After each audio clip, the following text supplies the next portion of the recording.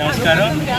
మీ అందరికీ తెలిసిందే, ప్రపంచం మొత్తం మీద 20 నుంచి 24 మన ఈ నెలలో ప్రపంచ దేశ CEOs, అధ్యక్షులు, వివిధ రాష్ట్ర ముఖ్యమంత్రులు, కేంద్ర మంత్రులు, ఆ దేశ అధ్యక్షులు అందరూ కలిసి ఒక కేంద్ర బిందువైన డావోస్లో కూర్చోవడం, దాని గురించి ప్రపంచ ఆర్థిక వనరులను ఎలా సృష్టించాలి, రాబోతున్న తరాలకి మనం ఏం చేయాలి, ఎన్విరాన్మెంట్ని ఎలా కాపాడుకోవాలి, ఇప్పుడు ఆర్టిఫిషియల్ ఇంటెలిజెన్స్ గురించి రేపు రాబోతున్న కారణాలు ఏంటి, ప్రజలపైన ఏ అభిప్రాయాలు ఎంత ప్రభావితం చూపిస్తాయని గొప్ప డిస్కషన్ జరిగింది ఈసారి ఒక 4 థీమ్లో.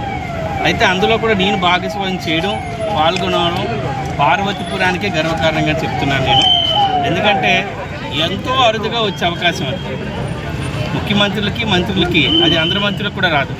అలాంటిది నాకు రావడం, నేను వెళ్ళడం, అందులో పార్టిసిపేట్ చేయడం, నా వంతు సాయంగా మన ఏపీ ప్రొవిజన్ ఏదైతే బిల్డింగ్ ఉందో అందులో కూర్చుంటూ ఎవరైతే ఇన్వెస్టర్స్ వస్తున్నారో ఆంధ్రప్రదేశ్కి వాళ్ళతో కూడా మాట్లాడడం, ఆంధ్రప్రదేశ్ గురించి చెప్పడం, ప్రభుత్వం తీసుకుంటున్న నిర్ణయాలు చెప్పడం, ప్రభుత్వం తీసుకుంటున్న ఈజీ టు బిజినెస్ గురించి చెప్పడం, ఆంధ్రప్రదేశ్ బిజినెస్కి ఎంత అనువైన ప్రదేశం అనేది నా ద్వారా కూడా చెప్పడం కూడా నాకు చాలా ఆనందం వచ్చింది. ప్రభుత్వానికి, ముఖ్యంగా ముఖ్యమంత్రి గారికి, నారా లోకేష్ గారికి ప్రత్యేకంగా నమస్కారాలు, కృతజ్ఞతలు తెలియజేసుకుంటున్నాను. అయితే ఈ డావోస్ సమావేశం ఆంధ్రప్రదేశ్ ఒక మంచి నిర్ణయం తీసుకుంది. అందరిలాగా కాకుండా, ఎంఓఎస్ కాకుండా ఎవరైతే మనకి ఇన్వెస్ట్ చేయాలనుకుంటున్నారో ఖచ్చితంగా ఆ జాగాని, ఆ ఊరిని చూపించిన తర్వాతనే మీరు ఇన్వెస్ట్ చేయండి. గాలి మాటలొద్దు, ఎంఓఎల్ తీసుకోవడం కాదు. ముందు మా రాష్ట్రానికి విజిట్ చేయండి, మా రాష్ట్రంలో అనుకూల పరిస్థితిని చూడండి, చూసిన తర్వాత మీరు ముందు చూడండి, నమ్మండి, నమ్మిన తర్వాత ఇన్వెస్ట్మెంట్ చేయండి అని ఈసారి మనం కొత్త బంధుగా వెళ్ళడం. ఆల్రెడీ చాలా వరకు కంపెనీలు మాస్టర్ కార్డ్స్ కానీ, అలాగే బయోటెక్నాలజీ కానీ, భారత్ బయోటెక్ కానీ, ఫార్మసీ కంపెనీస్ కానీ, అలాగే మెటల్ స్టీల్స్ కానీ, పెట్రోకెమికల్స్ కానీ, ఈ మన విశాఖపట్నం నుంచి కాకినాడ కారిడార్, విశాఖపట్నం నుంచి రాయ్పూర్ కారిడార్, విశాఖపట్నం నుంచి గుంటూరు నుంచి కర్నూలు నుంచి బెంగళూరుకి వెళ్ళే కారిడార్లో అద్భుతమైన డెవలప్మెంట్ జరగడానికి ఈ డావోస్ ఉపయోగపడింది అనేది స్పష్టంగా చాలా క్లియర్గా చెప్పడం జరుగుతుంది.